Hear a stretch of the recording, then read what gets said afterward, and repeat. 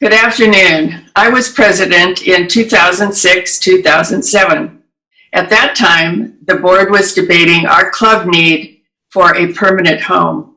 We talked about several ideas, one of which was to look at the conference center at Liberty Station, which was then owned by Macmillan Company.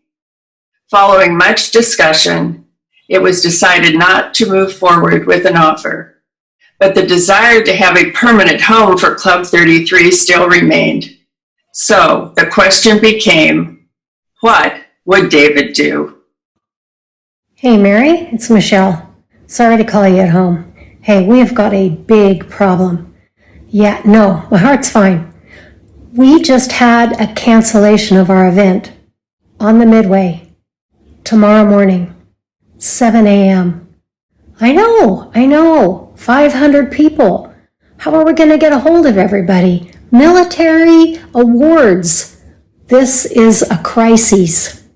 What would David do? Pat Crow, this is Gary Nelson calling.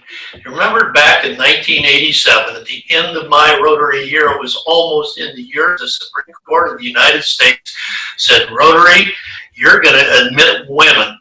And I said to you, Pat, this is going to happen in your Rotary year with your experience in courts and with doing everything professionally like lawyers do. I'm sure you'll handle it beautifully. You did. I just wonder what David would do. Hey Judy, thanks for taking my call. I'm afraid to have some pretty tough news. You know, the speaker that's supposed to speak tomorrow, well, yikes, he's not going to be able to do it, and I thought I better call you. Yeah, I know it's really last minute, but you know, David's in crisis communications, and what would David do?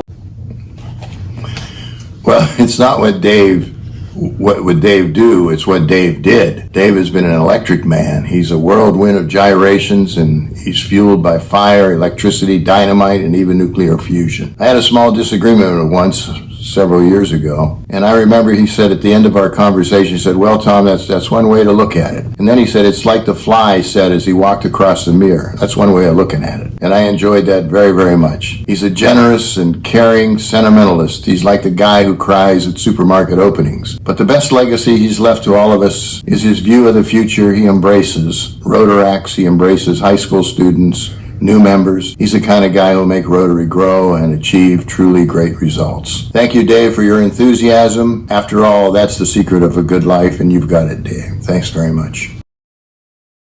For years, we held our Rotary meetings at the Sheraton Harbor Island, but then we couldn't. Where do we go?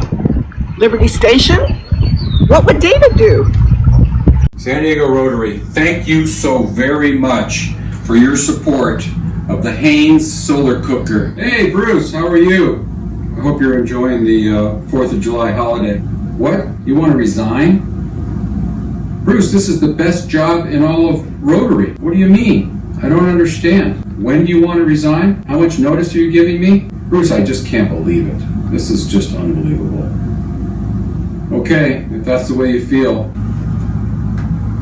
I cannot believe it. Only 2 weeks into my presidency, and Bruce wants to resign. I wonder what David would do. Considerable time in City Hall. At first, city staffers questioned why City Council member Bob Filner was suddenly wearing a Navy uniform on occasion. Consequently, the lookalikes called each other bro.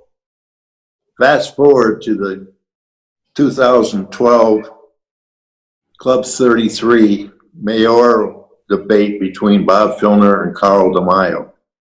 To preclude accusations of nepotism and in keeping with full disclosure, I related the bro story when I introduced Bob Filner. What would David do? Last year, during my year as president, David Oates was my own self-appointed mentor. He was always coming up to me to say, I got your back. It's all good. I got you covered. Well, one day when the district governor was coming to give the program, the DG got started speaking right on time. And after about 10 minutes, he was done. And then he asked for questions from the audience. Nobody raised their hand. I looked at the clock. It was 1:10. There was nothing on the agenda to do. What would David do? Well, I did what David wouldn't do. I shut up and rang the bell. May I please speak with Dr. Bill McDade? This is his old fraternity brother, George Gildred, calling. Yes, Bill, I'm calling you as a Rotary president in distress and in dire need of advice. Henrietta, Rotary Club's executive secretary for 25 years, just stormed into my office, slammed the Rotary office keys down on my desk, and said, "I quit." Now, I'm frantic. What should I do? You say we need crisis management, and I should ask myself, what would David do? I like it. What would David do? Hey, Paul, it's Bob Russell, President Bob. Yeah, that Bob. Hey, Paul, I need your help. As you know, Rotary International President Ian Risley from Australia is going to be our speaker this week. No. We don't have to pay for him to come from Australia. That's been taken care of. My problem is that I just got the agenda from Mary, and it looks like he's only being given 10 minutes to speak and answer questions. Yeah, I know that's a problem, since we all know that RI presidents like to talk even more than district governors. So tell me, what would David do? Woody, how you doing? Yeah, I'm up here in Bozeman, just for about a week or so. So, what you got? No, it couldn't be. I'm only a month into my term. To tell Rotary that I'm going to be raising dues in my first month as an officer of this club. I can't believe it, Woody. Okay, all right, well, I guess that's what I'll have to do, but hey, what do you think David Oates would do? As president, during the 88-89 year, we had a unique problem. Our regular venue at the Sheraton East was available only on a part-time basis. So we used the Sheraton Grand, the Grant, the Omni, the Marriott, the Town and Country, the Hilton, and the Bahia a total of 23 times during the year. Emails, cell phones, and texting hadn't been invented yet. We needed to notify our members of the change in venues. What would David do? David, I salute you, wish you well. At 96 years old, you'll know you'll be a past president or a long time, as I still are. I salute you, wish you well. Whoopee. Dang. Hi, David.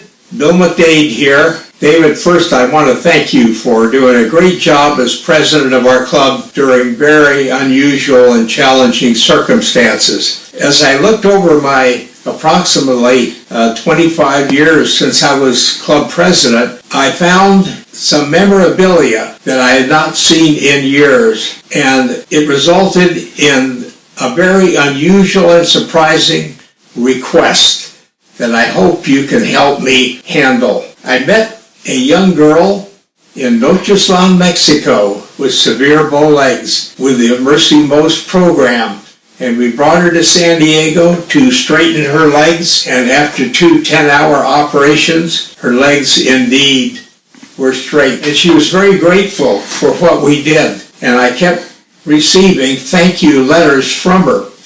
In fact, we became pen pals, and you can see the amount of letters that I received. But one of the last letters included a very unusual and surprising request. Dear Dr. Bill, you are a miracle worker. My legs are straight, I run, I stand without pain, but I need a special favor from you, and I know you can do it. I want you to find me a husband. At the very least, a boyfriend. I want him to live in San Diego, and I want him to be a Rotarian. And I will be more than happy to travel from Nochislan, Mexico to San Diego to meet him, if only Rotary will pay my way.